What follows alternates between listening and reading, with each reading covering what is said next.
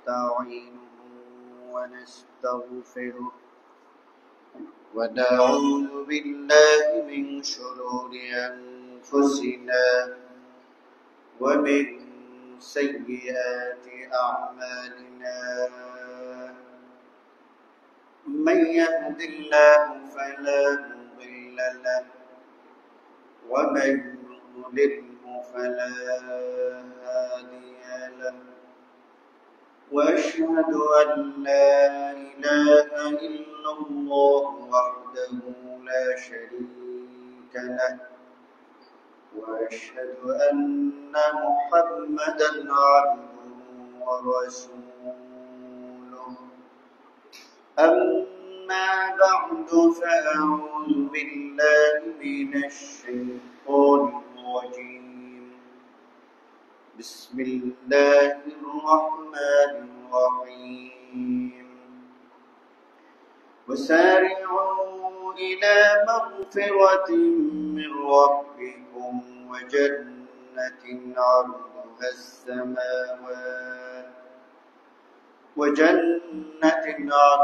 السماوات والأرض أعدت للمتقين الذين ينفقون في السراء والضراء والكاظمين الغيظ والعافين عن الناس والله يحب المحسنين والذين إذا فعلوا فاحشة أو ظلموا أنفسهم ذكروا الله فاستغفروا لذنوبهم ومن يغفر الذنوب إلا الله ولم يصروا على ما فعلوا وهم يعلمون اللهم صل على محمد وعلى آل محمد كما صليت على إبراهيم وعلى آل إبراهيم إنك حميد مجيد اللهم بارك على محمد وعلى آل محمد كما باركت على إبراهيم وعلى آل إبراهيم إنك حميد مجيد সমস্ত প্রশংসা মহান আল্লাহ রাব্বুল আলামিনের জন্য, যিনি বিশাল আকাশের মালিক, বিস্তীর্ণ জমিনের মালিক, যিনি আমাদের রিজিক দাতা, যিনি আমাদেরকে খাওয়ান, পড়ান, আমাদের সুস্থ রাখেন, হায়াত ও মৌতের মালিক, যিনি আমাদেরকে জীবন ব্যবস্থা হিসাবে ইসলামকে মনোনীত করেছেন, সেই মহান মুনিবের দরবারে শুকরিয়া জ্ঞাপন করি। আলহামদুলিল্লাহ। দুরূদ ও সালাম প্রেরণ করেছি বিশ্ব মানবতার মহান শিক্ষক রহমতুল লিল আলামিন মুহাম্মদুর রাসূলুল্লাহ সাল্লাল্লাহু আলাইহি ওয়াসাল্লামের উপর, যার দেখানো পথ অনুসরণ করার মাধ্যমে রয়েছে মানব জাতির জন্য ইহকালীন কল্যাণ এবং পরকালীন মুক্তি। আমি আপনাদের সামনে জান্নাতীদের গুণাবলী সম্পর্কে আলোচনা করার চেষ্টা করব। আমা তাওফীক ইল্লা বিল্লাহ, আলাইহি তাওয়াক্কালতু ওয়া ইলাইহি উনীব।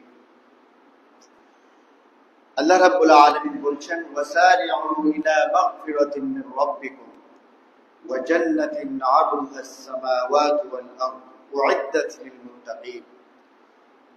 তোমরা নিজের রবের ক্ষমা এবং জান্নাতের দিকে অগ্রসর, যার প্রশস্ততা আসমান ও জমিন সমপরিমাণ। এটা যা মুত্তাকিদের জন্য তৈরি করা হয়েছে, অর্থাৎ জান্নাত কাদের জন্য তৈরি করা হয়েছে? মুত্তাকিদের জন্য। এই সমস্ত আয়াত থেকে যে সমস্ত গুণাবলী আমরা পাই, প্রথম গুণ হচ্ছে মুত্তাকি। মুত্তাকিদের জন্য জান্নাত তৈরি করা হয়েছে। মুত্তাকি কারা? যাদের অন্তরে তাকওয়া আছে তারাই হচ্ছে মুত্তাকি। কুরআনুল কারীমে আল্লাহ রাব্বুল আলামিন সূরা বাকারার প্রথম দিকে কি বলছেন? আলিফ লাম মিম যালিকাল কিতাবু লা রাইবা হুদাল লিল মুত্তাকিন। যে একটা কিতাব, এই কিতাবের মধ্যে কোনো সন্দেহ নাই, কোনো ভুল নাই। এই কিতাব কাদেরকে হেদায়েত দিবে? এই কিতাবের মাধ্যমে কারা হেদায়েত পাবে?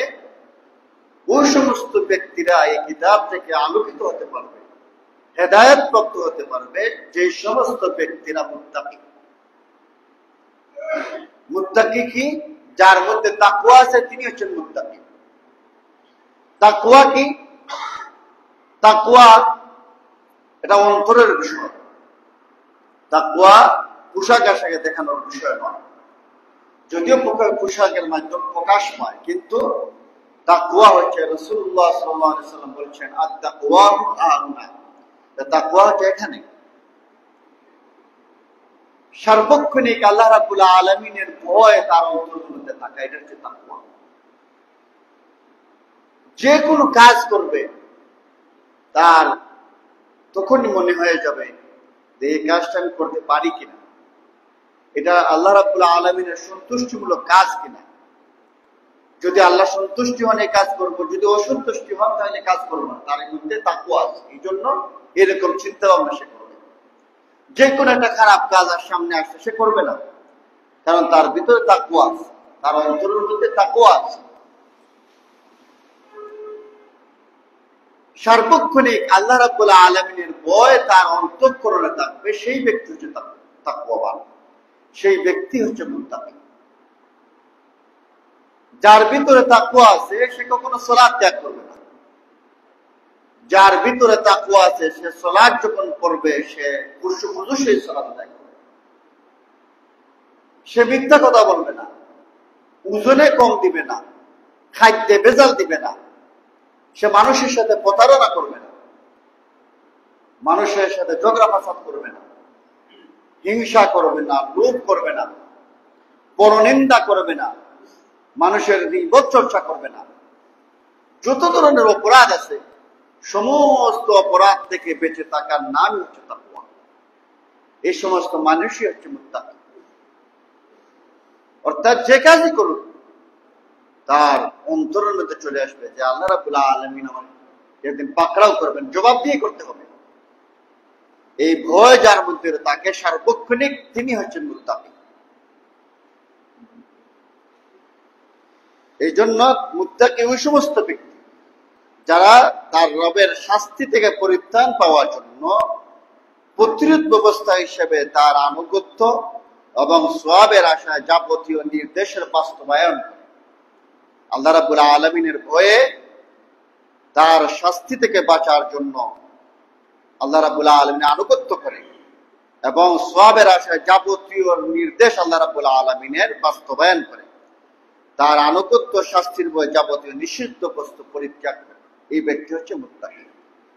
আর এই সমস্ত মুত্তাকিদের জন্য আল্লাহ রাব্বুল আলামিন জান্নাত রেখেছেন। জান্নাতে যারা যাবে এই সমস্ত মানুষের এক নম্বর গুণাবলী সম্পন্ন মানুষ হচ্ছেন যারা মুত্তাকি, তাকওয়াবান মানুষ। তাকওয়া আপনার অন্তরে থাকলে যদি গুনাহ কখনো হয়েই যায়, সাথে সাথে অনুতাপ চলে আসবে, আপনার পেরেশানি চলে আসবে, আমি তো অপরাধ করে ফেলছি।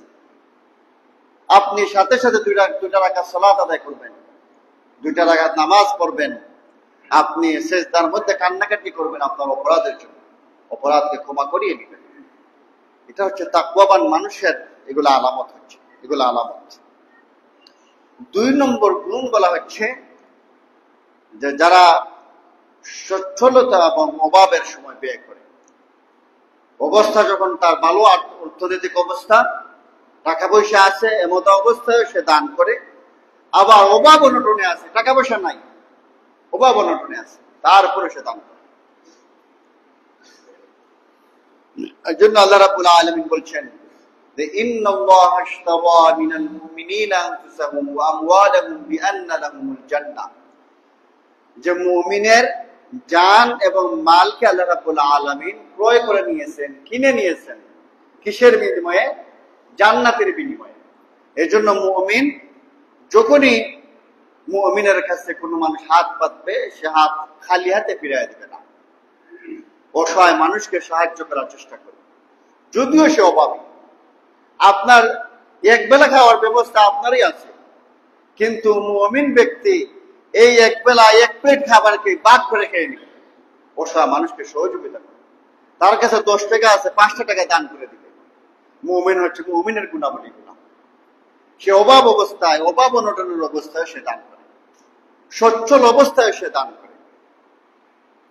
এবং আল্লাহ রাব্বুল আলামিন এই সমস্ত মানুষের ব্যাপারে বলছেন যে ইন্নাল্লাহা আশতারা মিনাল মুমিনিনা আনফুসাহুম ওয়া আমওয়ালাহুম বিআন্না লাহুমুল জান্নাহ, যে মুমিনের জান এবং মালকে আল্লাহ রাব্বুল আলামিন জান্নাতের বিনিময়ে ক্রয় করে নিয়েছে। তাহলে আমাদের ধন সম্পত্তি আল্লাহ রাব্বুল আলামিনের রাজি খুশি অনুযায়ী খরচ করতে হবে। যেখানে তিনি অসন্তুষ্ট হন সেই সমস্ত জায়গায় টাকা পয়সা খরচ করা যাবে না। যেখানে আল্লাহ রাব্বুল আলামিন অসন্তুষ্ট হন এই সমস্ত হারাম জায়গায় টাকা পয়সা খরচ করা যাবে না। ওই সমস্ত জায়গায় টাকা পয়সা খরচ করতে হবে যেখানে আল্লাহ রাব্বুল আলামিন খুশি হবেন, যেখানে রাজি হবেন আল্লাহ রাব্বুল আলামিন।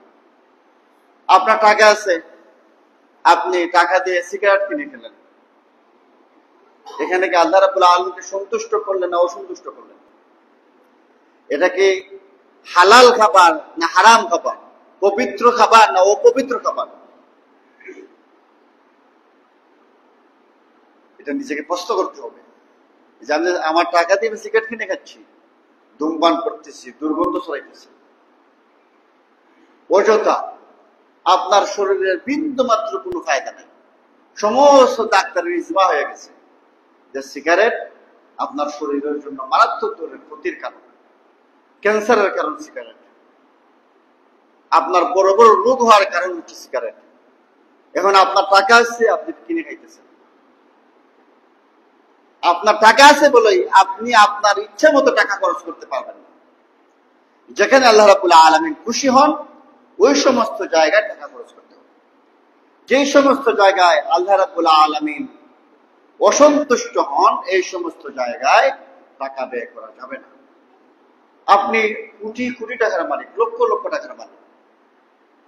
এখন সমাজের মানুষ মূল্যায়ন করে, সমাজের কিছু মানুষকে বলল আপনাকে যে আমরা তো একটা সাংস্কৃতিক অনুষ্ঠান করতে চাই, গানের আয়োজন করতে চাই, এখানের মধ্যে আপনার উপস্থিতি কামনা করি। আপনি এখানে 1 লক্ষ টাকা দিয়ে দিলেন, যে না, এই সমস্ত জায়গায় যেখানে আল্লাহ রাব্বুল আলামিন অসন্তুষ্ট হন এই সমস্ত জায়গায় টাকা ব্যয় করা যাবে না। যদি আপনি এই চুক্তিতে আসতে পারেন, যেমন ধন সম্পত্তিও আল্লাহর জন্য ব্যয় করবেন, জান আল্লাহর জন্য ব্যয় করবেন, মালও আপনার জন্য ব্যয় করবেন, আল্লাহর জন্য ব্যয় করবেন, যদি এইভাবে আপনি চলেন, আল্লাহ রাব্বুল আলামিন বলছেন যে তুমি জান্নাত কিনে নিছো, আল্লাহ বিক্রি করে দিচ্ছেন। ইন্নাল্লাহা আশতারা মিনাল মুমিনিনা আনফুসাহুম ওয়া আমওয়ালাহুম বিআন্না লাহুমুল জান্নাহ, জান এবং মালের বিনিময়ে আল্লাহ রাব্বুল আলামিন জান্নাতকে ক্রয় করে দিয়েছে, বিক্রয় করে দিয়েছে। যারা জান্নাতি মানুষ, ওই সমস্ত জান্নাতি মানুষ তারা সচ্ছল অবস্থায় দান করে, অসচ্ছল অবস্থায় দান। অভাব যখন থাকে তখনও দান করে, যখন তার হাতে টাকা পয়সা থাকে তখনও সে দান করে। দান করা এটা গুরুত্বপূর্ণ একটা ইবাদত। দান করার মাধ্যমে আপনার বিপদ মুসিবত আল্লাহ রাব্বুল আলামিন দূর করে দেন। দান করার মাধ্যমে আল্লাহ রাব্বুল আলামিনের গুসা নিভে যায়। দান করার মাধ্যমে আপনার আকাঙ্ক্ষা আল্লাহ রাব্বুল আলামিন পূরণ করেন। দান করার মাধ্যমে আল্লাহ রাব্বুল আলামিন জান্নাত দিয়ে দেন। এই জন্য সচ্ছল অবস্থা থাকুক, অসচ্ছল অবস্থা থাকুক, সর্বাবস্থা আপনি দান করবেন। যখনই বিপদ মুসিবতে পড়বেন সাথে সাথে দান করা শুরু করে দেবেন, দেখবেন বিপদ মুসিবত চলে গেছে। বেশি বেশি দান করবেন। তারপরে যারা জান্নাতি মানুষ তাদের আরেকটা গুণ হচ্ছে তারা গুসা সংবরণ করে। তারা যখন রাগান্বিত হয় তখন নিজেদেরকে ক্রোধকে, রাগকে হজম করে, ফলে তারা সীমা লঙ্ঘন করে না। এর কারণে অন্যের উপর তারা হিংসা বিদ্বেষে জড়িত হয়ে পড়ে না। যখন প্রচন্ড রাগ হয় তখন দেখবেন মানুষ হিতাহিত জ্ঞান হারিয়ে ফেলে, তখন কি থেকে কি বলে ফেলে তার হুঁশের মধ্যেই থাকে না। এই জন্য আপনি মানুষ আর চতুষ্প্রধান জানোয়ারের মধ্যে পার্থক্যটা কি? আপনার পার্থক্য এটাই থাকবে, তার কোনো সাধনা নাই, আপনার সাধনা আছে।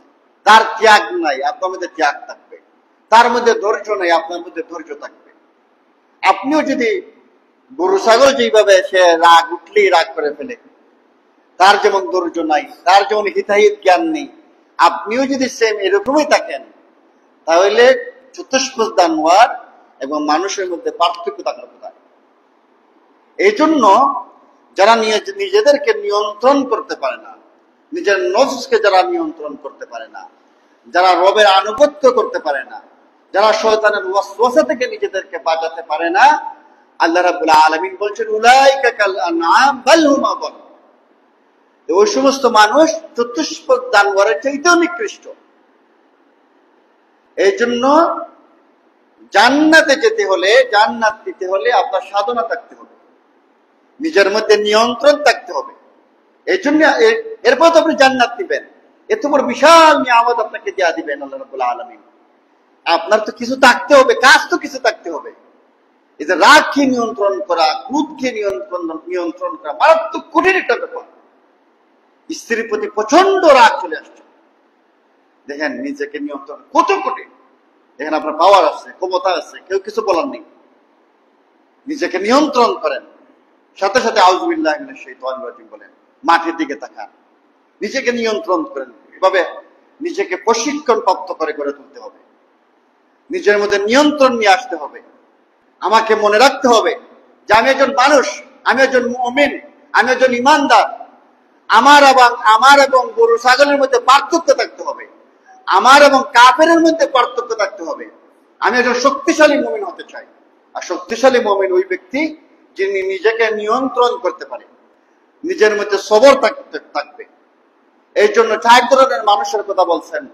পৃথিবীর 4 ধরনের মানুষ ব্যতীত পৃথিবীতে যত ধরনের মানুষই আছে সবাই ক্ষতিগ্রস্ত। আল্লাহ রাব্বুল আলামিন বলছেন ওয়াল আসর ইন্নাল ইনসানা লাফি খুসর, যে সময়ের কসম সমস্ত মানুষই ক্ষতিগ্রস্ত। ইল্লাল্লাযীনা আমানু ওয়া আমিলুস সালিহাতি ওয়া তাওয়াসাউ বিল হাক্কি ওয়া তাওয়াসাউ বিস সবর। 4টা গুণ যাদের মধ্যে আছে, এরা ছাড়া পৃথিবীতে যত ধরনের মানুষ আছে সবাই ক্ষতিগ্রস্ত। ইল্লাল্লাযীনা আমানু, যারা ঈমান আনছে, ওয়া আমিলুস সালিহাত, সৎ কাজ করে, ওয়া তাওয়াসাউ বিল হক, মানুষকে সৎ পথে ডাকে, হকের দিকে আহ্বান করে, ওয়া তাওয়াসাউ বিস সবর, মানুষকে একে অপরকে সবরের উপদেশ দেয়। জীবনের সর্বক্ষেত্রে যারা ক্রোধকে নিয়ন্ত্রণ করতে পারে, সংবরণ করতে পারে, এই সমস্ত মানুষের জন্য আল্লাহ রাব্বুল আলামিন বলছেন উলাইকা ইউজাউনাল গুরফাতা বিমা সাবারু ওয়া ইউলাকাউনা ফিহা তাহিয়াতাও ওয়া সালামা। এই যে কঠিন কাজ যে আপনি সাধন করলেন, কত বড় কঠিন কাজ! আপনি দেখবেন রাগকে নিয়ন্ত্রণের মারাত্মক কঠিন কাজ, মারাত্মক লেভেলের কঠিন কাজ। আপনার প্রচন্ড গুসা চলে আসছে, আপনি সাথে সাথে গালি দেওয়াটা সহজ বিষয়, সাথে সাথে আপনার হাত উঠিয়ে তাকে মারাটা সহজ বিষয়, কিন্তু নিজেকে নিয়ন্ত্রণ করাটা মারাত্মক কঠিন একটা বিষয়। এই কাজ যখন, এই সাধনা যখন আপনি করতে পারবেন, আপনি যখন নিজের গুসাকে সংবরণ করতে পারবেন, এই সমস্ত মানুষের জন্য আল্লাহ রাব্বুল আলামিন সুসংবাদ দিচ্ছেন উলাইকা ইউজাউনাল গুরফাতা বিমা সাবারু ওয়া ইউলাকাউনা ফিহা তাহিয়াতাও ওয়া সালামা। ওই সমস্ত মানুষের জন্য জান্নাতে উচ্চ কক্ষ দান করা হবে। কিসের বিনিময়ে? তাদের সবরের বিনিময়ে। তারা যে দুনিয়ায় বিভিন্ন কারণে বিভিন্ন ধৈর্য ধারণ করেছিল। আপনার মন চাইতেছে আপনি একটা খারাপ দৃশ্য দেখবেন, আপনি নিজেকে নিয়ন্ত্রণ করে না, দেখলেন না। আপনার মন চাইতেছে হারাম কিছুতে জড়িয়ে পড়বেন, হারামে জড়ালেন না। আপনার মন চাইতেছে আপনি ওষুধ কোনো কাজ করবেন, ওষুধ কাজে জড়ালেন না, নিজেকে নিয়ন্ত্রণ করলেন, সর্বাবস্থায় ধৈর্য ধারণ করলেন। এই জন্য আল্লাহ রাব্বুল আলামিন বলছেন উলাইকা ইউজাউনাল গুরফাতা বিমা সাবারু ওয়া ইউলাকাউনা ফিহা তাহিয়াতাও ওয়া সালামা। তাদেরকে সালাম জানিয়ে, অভিবাদন জানিয়ে জান্নাতে প্রবেশ করানো হবে, জান্নাতের উচ্চ কক্ষ দান করা হবে তাদের সবরের বিনিময়ে। এই জন্য যারা নিজেদের গুসাকে নিবারণ করে, নিজেদেরকে নিয়ন্ত্রণ রাখতে পারে, আল্লাহ রাব্বুল আলামিন ওই সমস্ত মানুষকে জান্নাত দান করবেন। জান্নাতি মানুষের গুণ হচ্ছে তারা মানুষের প্রতি ক্ষমা প্রদর্শন করে। রাসূলুল্লাহ সাল্লাল্লাহু আলাইহি সাল্লাম এক ব্যক্তি ব্যাপারে বললেন যে এই যে লোকটা বের হয়ে গেল, এই লোক জান্নাতি। আরেকজন সাহাবীর কৌতূহল হল যে এই লোকের কি আমল এমন যার কারণে রাসূলুল্লাহ সাল্লাল্লাহু আলাইহি ওয়াসাল্লাম বলছেন যে সে জান্নাতি। তিনি তার সাথে থাকলেন 1-2 দিন। থাকার পরে দেখলেন যে আমি যে আমল করতেছি তিনি তো এই আমলই করতেছেন, আলাদা কোনো কিছু তো দেখা যাচ্ছে না। আলাদা যে কোনো আমল করতেছেন যার জন্য রাসূল সাল্লাল্লাহু আলাইহি ওয়াসাল্লাম বললেন যে জান্নাতি, আমি তো এরকম আলাদা কোনো আমল দেখতেছি না, সাধারণভাবে সবকিছু করতেছে সে। আমি যেমন 5 ওয়াক্ত সালাত করি, এই ব্যক্তি 5 ওয়াক্ত সালাত করতেছে ঠিক আমার মতোই, তাহলে পার্থক্যটা কি? তিনি তাকে বললেন যে আল্লাহ রাসূল সাল্লাল্লাহু আলাইহি ওয়াসাল্লাম আপনাকে জান্নাতি বললেন, আপনার মধ্যে কি এমন আমল আছে যার জন্য তিনি আপনাকে জান্নাতি ঘোষণা দিলেন? তিনি বললেন আমি তো দেখি না এমন কোনো আমার আলাদা কোনো আমল, তবে একটা কাজ আমি করি, ঘুমাইতে যাওয়ার সময় যত মানুষ আমাকে কষ্ট দিছে, যত মানুষ আমার আঘাত দিছে, সবাইকে ক্ষমা করে দিয়ে ঘুমাই। ভিতরে অন্তরের মধ্যে কারো প্রতি আমি রাগ গুসা রাখি না। আপনি দেখবেন আপনার চলার পথে, পারিবারিক জীবনে, সামাজিক জীবনে, আপনার সমাজে চলতে ফিরতে গিয়ে আপনার সাথে দেখবেন আপনার বোন অন্যায় আচরণ করেছে, আপনার ভাই আপনার সাথে অন্যায় আচরণ করেছে, আপনার স্ত্রী আপনার সাথে এমন আচরণ করেছে যা ক্ষমার অযোগ্য, আপনার সন্তান আপনার সাথে এমন আচরণ করেছে যা ক্ষমার অযোগ্য অপরাধ করেছে। এইভাবে দেখা যায় আপনার সাথে সমাজের অসংখ্য মানুষ এমন এমন অন্যায় কাজ করেছে যা আপনি ক্ষমা করে দেওয়ার মতো নয়। আপনার মনে হলে চোখে পানি চলে আসে, এরকম অপরাধের শিকার আপনি হয়েছেন, এরকম জুলুমের শিকার আপনি হয়েছেন সমাজে চলতে গিয়ে। ক্ষমা আপনি করতে পারবেন না, মুখেও আনতে পারবেন না, এরকম অবস্থা আছে। প্রত্যেকেরই এরকম জীবন এরকম আছে। কিন্তু আপনি জান্নাতে যাওয়ার জন্য আপনার মনে এটা আসলে যে না, আমি তো অনেক অপরাধ আমার সাথে করছে, এত জুলুম করছে, কিন্তু আমি তো আমার রবের কাছে ক্ষমা প্রার্থনা করি, আমি তো আশা করি আমার রব আমাকে ক্ষমা করবেন। আমি যদি আশা করি তাহলে আমি নিজে আগে ক্ষমা করে দিই। আপনি যদি এইভাবে মানুষকে ক্ষমা করে দেন, ক্ষমা করার গুণ থাকবে, তখন আল্লাহ রাব্বুল আলামিন আপনাকে ক্ষমা করে দেবেন। এই যে জান্নাতি মানুষ, সে মানুষের সাথে জুলুম করে না, সীমা লঙ্ঘন করে না, প্রতিশোধও নেয় না। প্রতিশোধের ক্ষমতা থাকার পরেও সে প্রতিশোধ নেয় না, এবং সে মানুষে এত এত জুলুম করার পরেও, এত এত অত্যাচার করার পরেও সে ক্ষমা করে দেয়। এই সমস্ত মানুষকে আল্লাহ রাব্বুল আলামিন এই জান্নাতে দিয়া দিবেন। আল্লাহ রাব্বুল আলামিন বলছেন আল্লাহু ইউহিব্বুল মুহসিনিন, আল্লাহ রাব্বুল আলামিন সৎ কর্মশীলদের ভালোবাসেন। এটা একটা ত্যাগ। রাগ নিয়ন্ত্রণ করা একটা ত্যাগ, কত বড় ত্যাগ রাগ নিয়ন্ত্রণ করা। আবার দেখেন অপরাধ করলো, জুলুম করলো, আপনার সাথে অন্যায় আচরণ করলো, ক্ষমার অযোগ্য অপরাধ করলো, তারপরে আপনি আল্লাহ রাব্বুল আলামিনকে সন্তুষ্ট করার জন্য তাকে মন থেকে পুরোপুরি ক্ষমা করে দিলেন। কত বড় ত্যাগ! এটা সহজ বিষয় না। একজন লোক দেখলাম সে মারা যাচ্ছে, বৃদ্ধ মানুষ, তার ভাই হয়তো তার জায়গা আত্মসাৎ করে খেয়েছিল, মৃত্যু শয্যাশায়ী ভাইয়ের কাছে এসে ক্ষমা প্রার্থনা করতেছে। তিনি মাথা নাড়ায় বলতেছেন না, ক্ষমা নাই। ক্ষমা করাটা এত সহজ বিষয় না। নেটে হয়তো দেখেছেন, এটা বলছে ক্ষমা নাই, ক্ষমা দিচ্ছে না। এমতো অবশ্যই আপনি ক্ষমা করেন, কত বড় ত্যাগ! এই জন্য আপনি যে জান্নাত যাইবেন, এরকম কিছু ত্যাগ থাকতে হবে।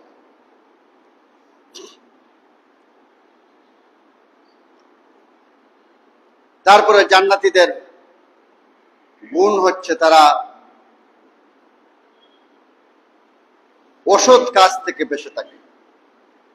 অশ্লীল কাজ হয়ে গেলে কিংবা নিজেদের উপর জুলুম করলে তারা নিজেদের অপরাধের জন্য আল্লাহ রাব্বুল আলামিনের কাছে ক্ষমা প্রার্থনা করে। এটা জান্নাতি মানুষের গুণ, যে তারা যদি কোনো অশ্লীল কাজ করে ফেলে, অথবা তাদের মাধ্যমে যদি কোনো মানুষকে জুলুম করে ফেলে, অথবা নিজেদের নফসের উপর যদি তারা জুলুম করে ফেলে, তারা তাদের অপরাধের জন্য ক্ষমা প্রার্থনা করে। এটা মুমিনের গুণাবলী। তারা যখন অপরাধ করবে সাথে সাথেই তারা তওবা করে ফেলবে, তারা আল্লাহ রাব্বুল আলামিনের কাছে কান্নাকাটি করবে, নিজের অপরাধের জন্য কান্নাকাটি করবে, ক্ষমা প্রার্থনা করবে। আর সার্বক্ষণিক তার মধ্যে সার্বক্ষণিক ইস্তেগফার থাকবে, সার্বক্ষণিক ইস্তেগফার। যখনই আপনার ফ্রি টাইম আছে, আপনি হাঁটতেছেন, ইস্তেগফার করেন, হাঁটতেছেন, আপনি জিকির আজকার করেন, আপনি অযথা আড্ডাবাজি না করে জিকির আজকার করেন, সময়কে মূল্যায়ন করেন।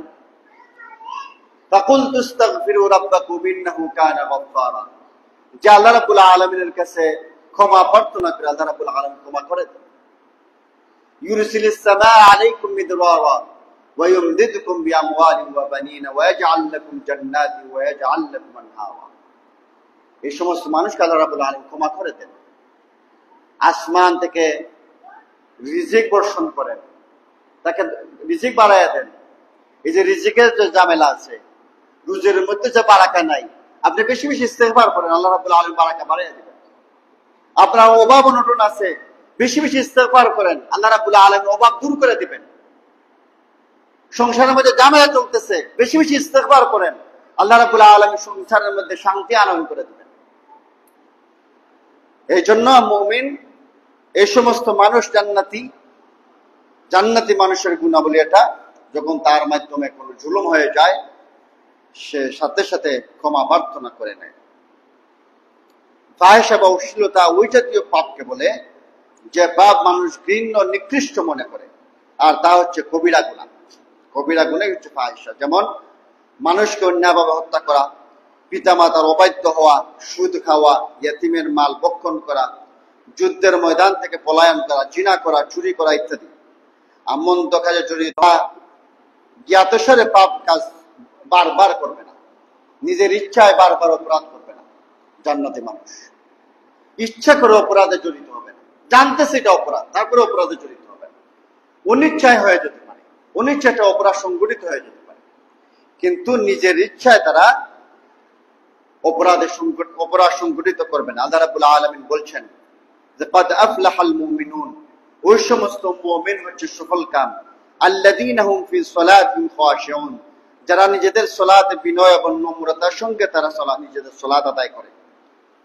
ওয়াল্লাযীনা হুম আনিল লাগওয়ি মুরিদুন, যারা অনর্থক কথাবার্তায় লিপ্ত হয় না।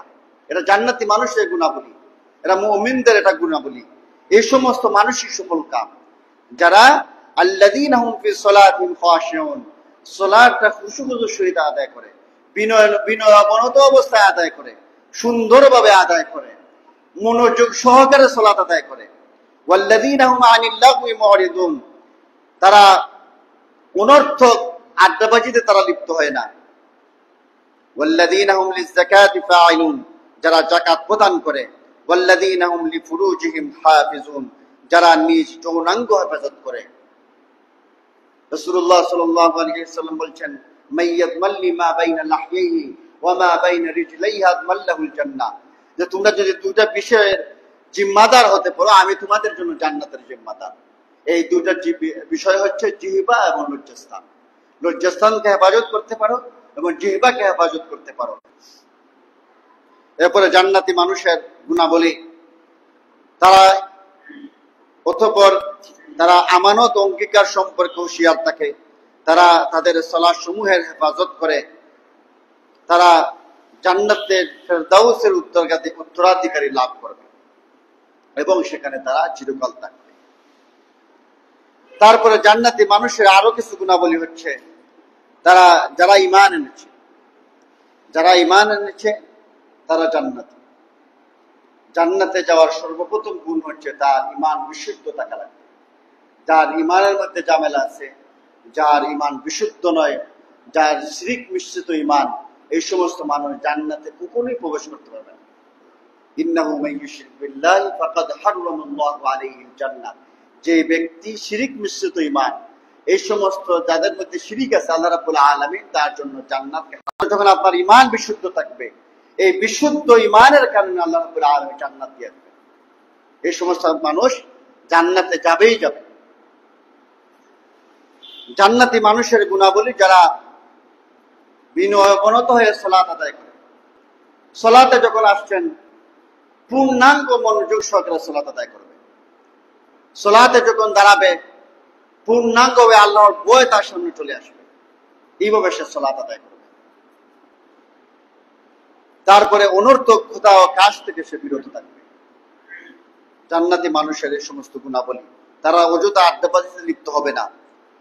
তারা যারা তাদের জাকাত থেকে জাকাত পালন করে, যারা তাদের লজ্জাস্থানের হেফাজত করে, লজ্জাস্থানকে যদি সে হেফাজত করতে পারে, এই লজ্জাস্থানের কারণে এবং জিহ্বার কারণে মানুষ বেশি অপরাধ করে। নৃশংস অপরাধ দেখবেন তার জিহ্বার কারণে সংঘটিত হয়। এই জন্য রাসূলুল্লাহ সাল্লাল্লাহু আলাইহি ওয়াসাল্লাম বলছেন, মাল্লি মা বাইনা লাহইহি ওয়া মা বাইনা রিজলাইহি আদমাল্লাহুল জান্নাহ। দুইটা জিনিসের জিম্মাদার হতে পারে, আমি তোমাদের জন্য জান্নাতের জিম্মাদার। এই যে মানুষের কটু কথা বলে, মানুষের গীবত চর্চা করে, মানুষের পরনিন্দা করে, মানুষের সাথে ঝগড়া ফাসাদ, যা কিছু হয় সকল কিছুর জন্য জিহ্বা দায়ী। বেশি অংশ অপরাধ দেখবেন জিহ্বার মাধ্যমে হয়, আবার ভালো কাজও জিহ্বার মাধ্যমে হয়। আবার লজ্জাস্থানের জন্য মানুষ অপরাধ করে।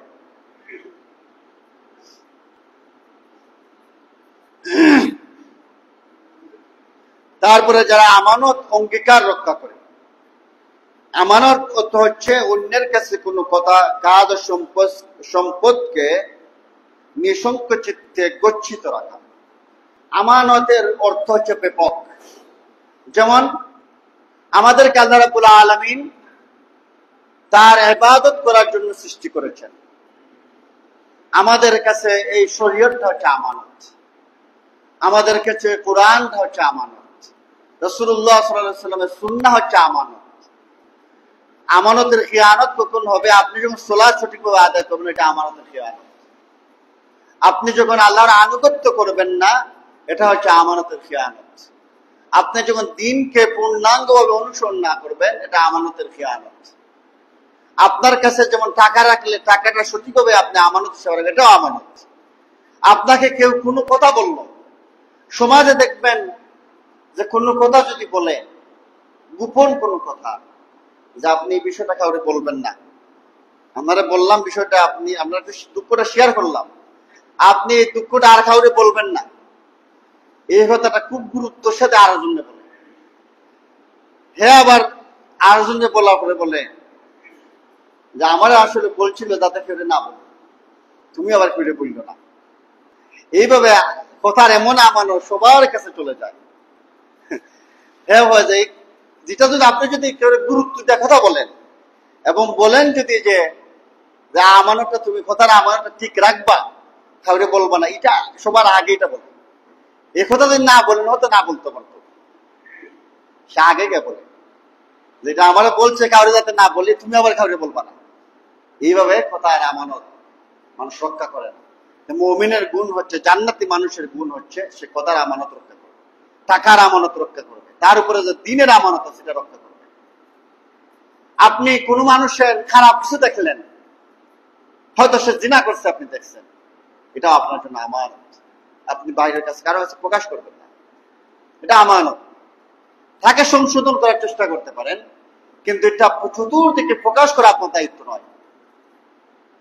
একটা মানুষ হয়তো চুরি করছে, বদমাশি করছে, কোন অপরাধ করছে, আপনি চতুর্দিকে বলার কোন অবকাশ নেই। আপনি মানুষে দেখেন ফেসবুক চালায়, এই যে একজন মানুষের ইজ্জত, এটা আপনার জন্য আমানত, তার সম্মান আপনার জন্য আমানত। এই আমানত গুলো মানুষের লঙ্ঘন করে, ফেসবুক চালায়, মানুষের একজনের এখানে দুশ্চর্চাটাই বেশি হয়, একজনে আরেকজনের দুশ্চর্চা করতেছে, সম্মান নষ্ট করতেছে, কে কোন অপরাধ করছে সাথে সাথে ফেসবুকে দেওয়া যায়। এই লোকের এই কাজ করতে দেখছি আমরা, এইভাবে সাথে সাথে, মানে এখানের মধ্যে যে দিন পালন করতে হবে, দিনের বিষয়টা মাথায় রাখতে হবে, এই বিষয়টা আমাদের মাথায় নেই। ফেসবুকের মাধ্যমে গীবত চর্চা বেশি হয়, মানুষের সম্মানহানি বেশি হয়, মানুষকে সাথে সাথে আক্রমণ করে কথা বলে, তার ইজ্জতটা নষ্ট করে দিচ্ছে। এই সমস্ত মানুষ জান্নাতি ওই যে সমস্ত মানুষের কাছে আমানত থাকবে, কথার আমানত ঠিক থাকবে, তার দিনের আমানত ঠিক থাকবে, টাকা পয়সার আমানত ঠিক থাকবে। সে যদি কোনো মানুষের গোপন বিষয় তার কাছে থাকে, এই বিষয়টা সে গোপন রাখবে, কারো কাছে বলবে। দেখা যায় গোপন বিষয় যদি কোনো কিছু যদি গোপন জানে, যে অমুকের মেয়ে তো দেখতেছি কার সাথে প্রেম করতেছে, অথবা অমুকের ছেলে তো কার সাথে জানি বেঁকে গেছে, কাকে নিয়ে, এটা সবার সাথে সে শেয়ার করতেছে, এটা তার জন্য গর্বের বিষয়। এই সংবাদটা সে আগে দিছে। আপনি চায়ের দোকান দেখেন, চায়ের দোকানের মধ্যে এই সমস্ত কথাবার্তাই বেশি হয়, মানুষের পরনিন্দা, মানুষের দুষ্টি, এগুলো নিয়ে বেশি চর্চা হয়। এই জন্য যারা জান্নাতি মানুষ, তারা আমানত রক্ষা করে, তারা অঙ্গীকার রক্ষা করে। তারপরে জান্নাতি মানুষের গুণ হচ্ছে তারা সালাত আদায়ের প্রতি যত্নবান থাকে। যখন যে সালাতের সময় হয়ে যাবে, এই সালাতটাকে ঠিক সেই টাইমে সালাত আদায় করতে হবে, সালাতের ব্যাপারে যত্নবান হওয়া লাগবে। তারা সালাতকে নষ্ট করা থেকে হেফাজত করার ব্যাপারে সর্বদা সচেষ্ট থাকে। তাই যখন সালাতের সময় হয়ে যাবে, সময় অনুযায়ী জামাতে সেই সালাত আদায় করতে হবে। আজান শোনার সাথে সাথে মসজিদে চলে আসতে হবে। এই মুমিনদের গুণাবলী, এরা জান্নাতি মানুষের গুণাবলী, তাদের অন্তরটা মসজিদের প্রতি ঝুলে থাকে। যাদের অন্তর মসজিদের প্রতি ঝুলে থাকে, ওই সমস্ত মানুষকে আরশের ছায়া নিচে জায়গা দেওয়া হবে। এক ওয়াক্ত চলে গেছে, আরেক ওয়াক্ত সালাতে আসার জন্য তার মন উতাল পাতাল হয়ে থাকে। আপনি যখন জামাতে সালাত আদায় করবেন, আপনার প্রতিটা কদমে আল্লাহ রাব্বুল আলামিন মর্যাদা বৃদ্ধি করে দিবেন, গুনাহকে ক্ষমা করে দিবেন। এই জন্য আপনি বাসায় থাকা অবস্থায় ওযু করে প্রস্তুতি নিয়ে আপনি মসজিদের দিকে চলে আসবেন, আর আপনার অন্তরটা মসজিদের দিকে ঝুলে থাকবে। এই সমস্ত মানুষ আরশের ছায়া নিচে জায়গা পাবে। এই সমস্ত মানুষ যারা সালাতকে হেফাজত করে, সুন্দরভাবে সালাত আদায় করে, খুশু খুজুর সহিত সালাত আদায় করে, বিনয় অবনত অবস্থায় সালাত আদায় করে, সালাতে যখন দাঁড়াবেন এমন ভাবে সালাত আদায় করার জন্য বলা হচ্ছে, আপনি যেন আল্লাহ রাব্বুল আলামিনকে দেখতে পাচ্ছেন, এইভাবে সালাত আদায় করতে হবে। যদি আপনি আল্লাহ রাব্বুল আলামিনকে দেখতে পাচ্ছেন এমন ভাবে সালাত আদায় না করতে পারেন, তাহলে দ্বিতীয় পদ্ধতি হচ্ছে আপনি এমন ভাবে সালাত আদায় করেন আল্লাহ রাব্বুল আলামিন আপনাকে দেখতেছেন, এইভাবে সালাত আদায়।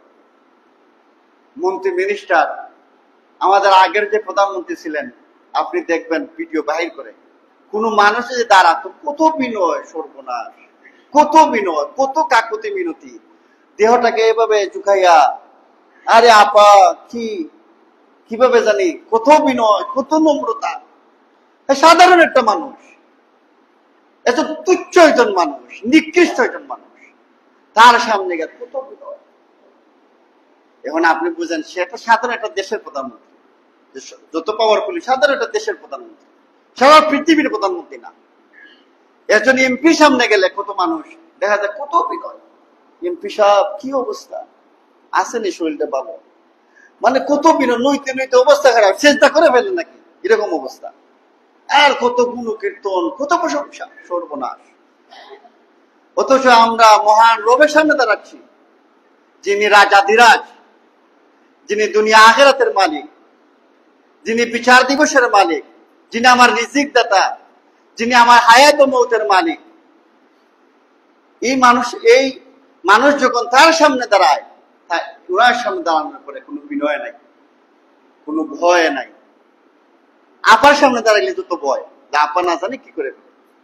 রবের সামনে দাঁড়ানোর পরে কোনো ভয় নাই। সাধারণ এমপির সামনে দাঁড়ানোর পরে যত ভয়, কাকুতি মিনতি, এই কাকুতি মিনতি রবের সামনে দাঁড়ানোর পরে নাই। আপনার এই আয়াতটা স্মরণ করতে হবে, ইয়াউমা তারাউনাহা তাযহালু কুল্লু মুরদিআতিন আম্মা আরদাআত ওয়া তাযউ কুল্লু যাতিন হামলিন হামলাহা ওয়া তারান নাসা সুকারা ওয়া মা হুম বিসুকারা ওয়ালাকিন্না আযাবাল্লাহি শাদীদ।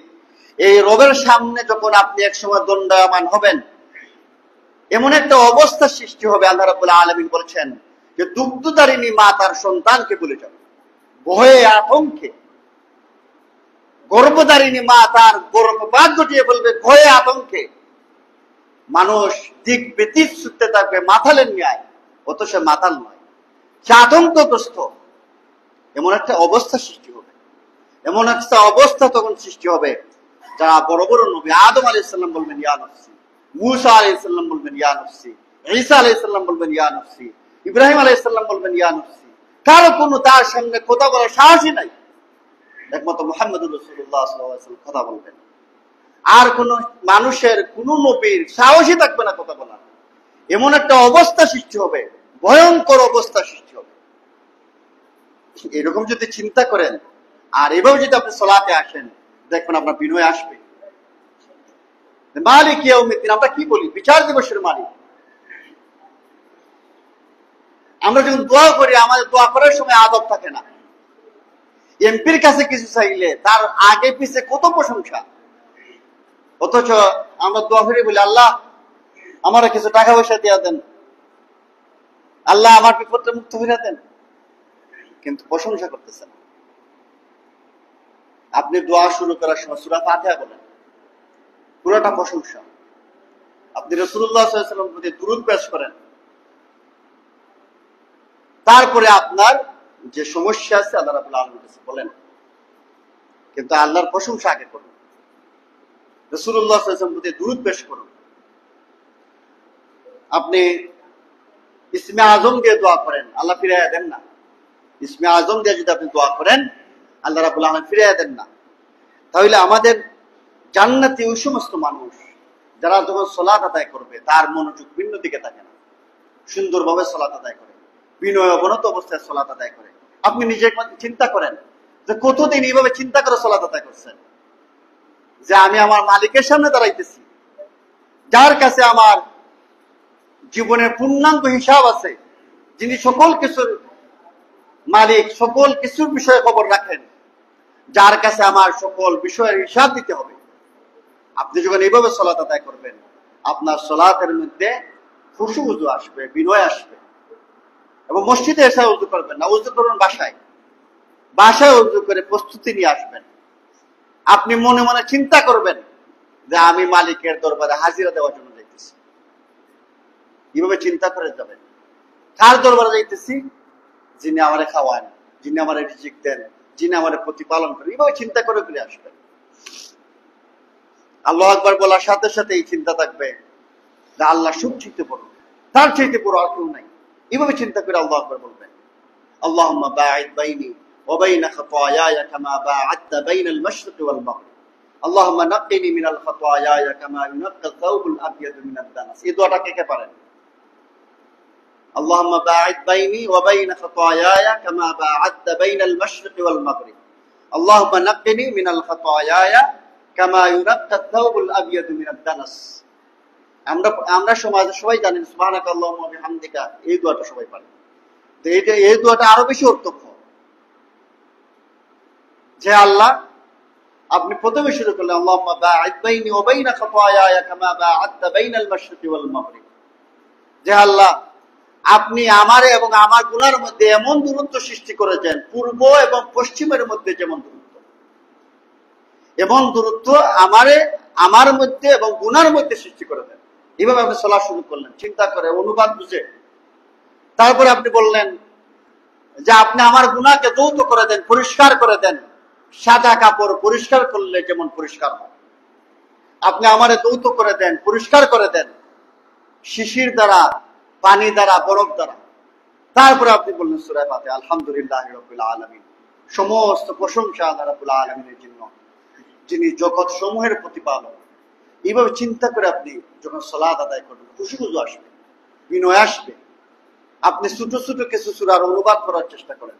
সুবহানা রাব্বিয়াল আযীম, সুবহানা রাব্বিয়াল আ'লা, এই সমস্ত কি করতেছেন একটু বোঝার চেষ্টা করেন, দেখবেন বিনয় আসবে। আখিরাতের কথা চিন্তা করবেন, মরণের কথা চিন্তা করবেন।